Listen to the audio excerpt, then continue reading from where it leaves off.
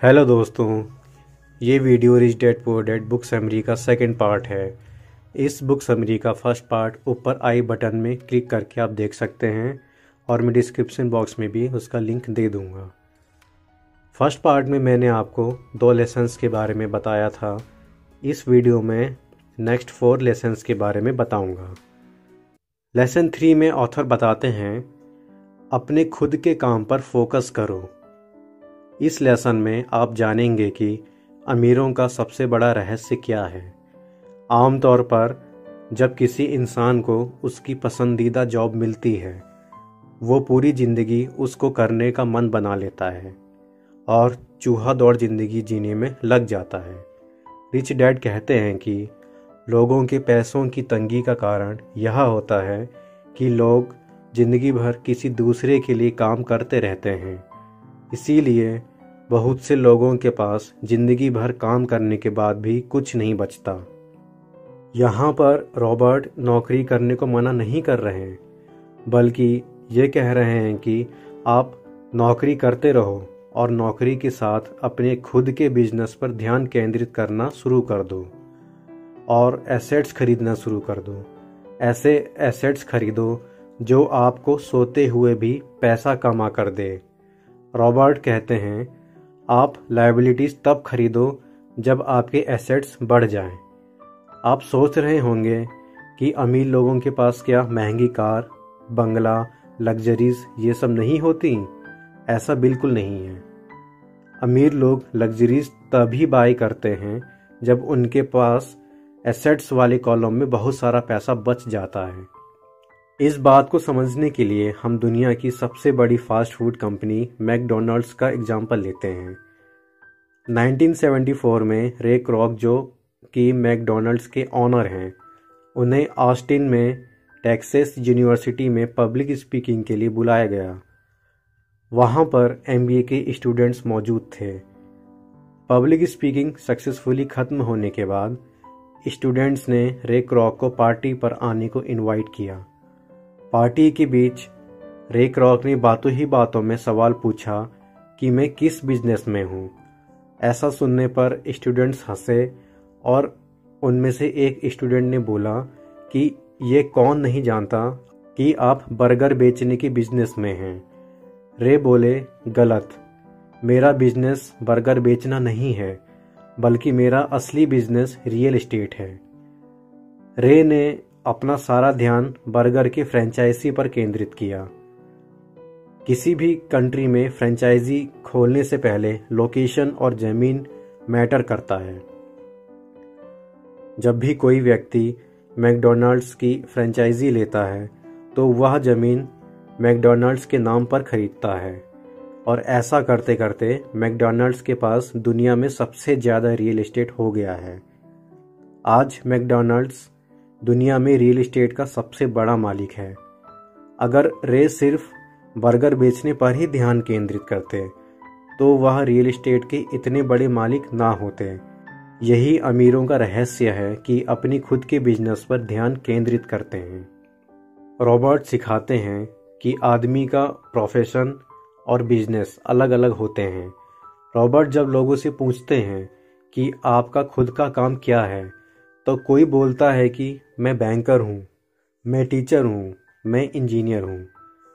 Robert पूछते हैं, क्या आप बैंक के मालिक हैं? तो वह लोग जवाब देते हैं, नहीं, मैं तो वहाँ पर सिर्फ नौकरी करता हूँ।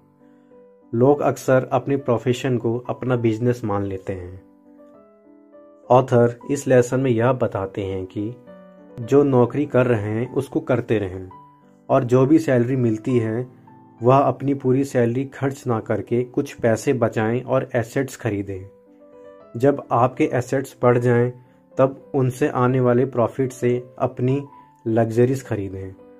ऑथर की डेफिनेशन में एसेट्स क्या हैं, जैसे stocks, bonds, real estate, notes, profit देने वाली प्रॉपर्टी और ऐसा बिजनेस जिनमें आपके मौजूद रहने की ज़रूरत नहीं है। आप उनकी मालिक ज़रूर हैं, लेकिन दूसरे लोग उनका मैनेजमेंट संभालते हैं और उन्हें चलाते हैं। अगर आपको भी वहाँ काम करना पड़े तो यह आपका बिजनेस नहीं होगा, ये तो नौकरी बन जाएगी। आप अपने हिसाब से अपना एसेट्स चुन सकते हैं। ज़रूरी नहीं है कि आप रियल एस्टेट ही खरीदें, क्योंकि रियल एस्टेट खरीदने के लिए बहुत सारा पैसा चाहिए। रॉबर्ट रियल एस्टेट इसलिए खरीदते थे क्योंकि उनको रियल एस्टेट खरीदना पसंद था। इसी तरह सिर्फ जॉब की सैलरी पर ही डिपेंड मत रहो। जॉब के साथ साथ मल्टीपल सोर्सेस ऑफ इनकम बनाना शुरू कर दो। लेसन 4, टैक्स का इतिहास और कॉरपोरेशन की शक्ति। रॉबर्ट टैक्स की हिस्ट्री बताते हुए कहते हैं कि असल में टैक्स सिर्फ अमीर और गरीब के बीच का गैप खत्म करने के लिए एक सिस्टम बनाया गया था।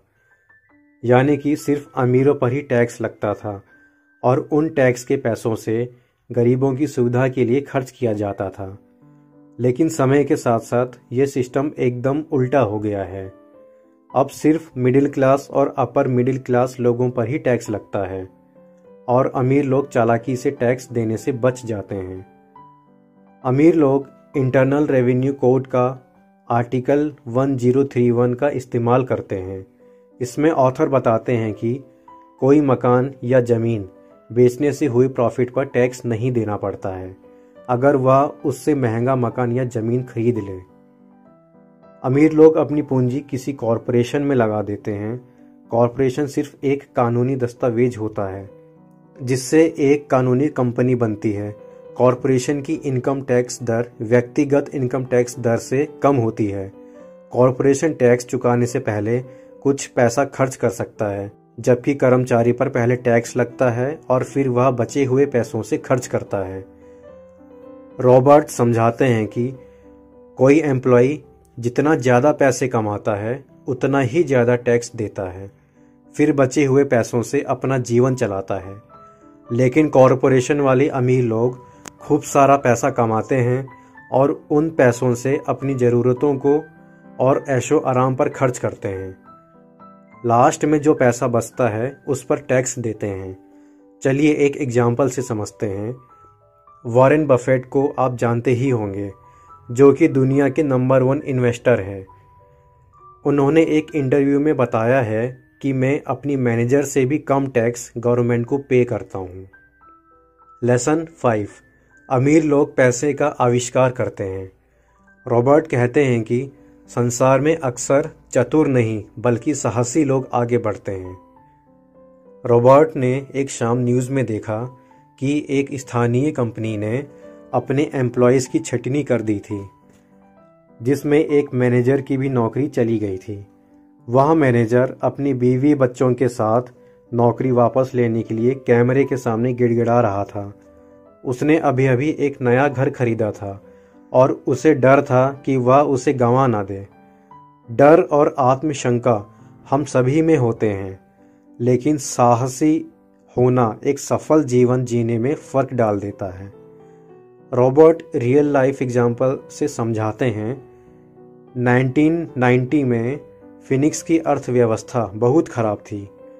रॉबर्ट और उनकी पत्नी किम ने रियल एस्टेट में इन्वेस्ट करके इसका फ़ायदा उठाया। उन्होंने $75,000 का एक घर मात्र $20,000 में ही खरीद लिया, जिसकी डाउन पेमेंट के लिए उन्होंने अपनी दोस्त से $200 के ब्याज पर $2,000 उधार मांगे। वहीं दूसरी तरफ उन्होंने एक न्यूज़पेपर में एडवर्टाइजमेंट दिया जिसमें $75,000 के मकान को केवल $60,000 में बेचने का एडवर्टाइजमेंट किया, और वह भी बगैर किसी डाउन पेमेंट के। जैसे ही वो घर लीगली डॉक्यूमेंटेशन के आधार पर रॉबर्ट का हुआ, उन्होंने कुछ ही घंटों में इसे बेच दिया। रॉबर्ट के संपत्ति वाले कॉलम में $40,000 का प्रॉफिट हुआ। इससे रॉबर्ट यह सिखाते हैं, आप अपने फाइनेंशियल एजुकेशन को जितना विकसित कर सकते हैं, आपको उतना ही ज़्यादा अवसर मिलेंगे।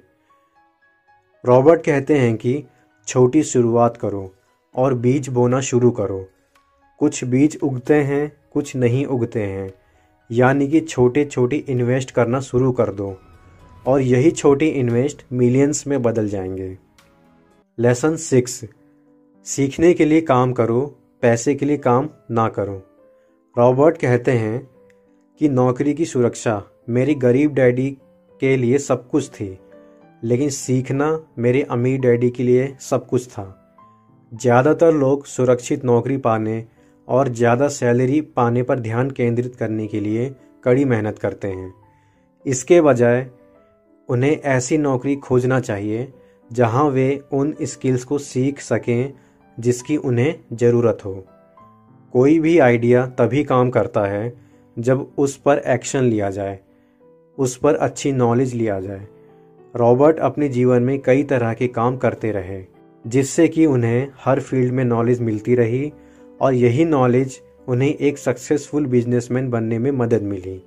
इसीलिए सिर्फ मंथ के आखिर में मिलने वाली सैलरी के लिए काम करना बंद करें, बल्कि कुछ सीखने के लिए काम करें।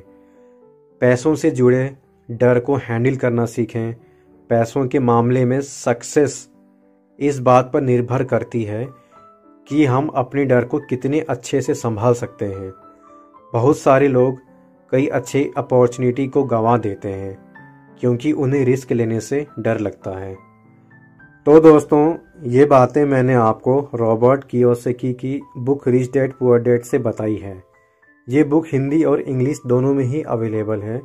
इस बुक का लिंक डिस्क्रिप्शन बॉक्स में है, आप वहाँ से खरीद सकते हैं। अगर आपको ये बातें अच्छी लगी हों तो वीडियो को लाइक करें, शेयर करें और सब्सक्राइब करें। मैं ऐसे ही काम की बातें जो दुनिया के कुछ समझदार लोगों ने कही हैं आपको बताता रहूँगा। At last, thanks for watching. जय हिंद, जय भारत।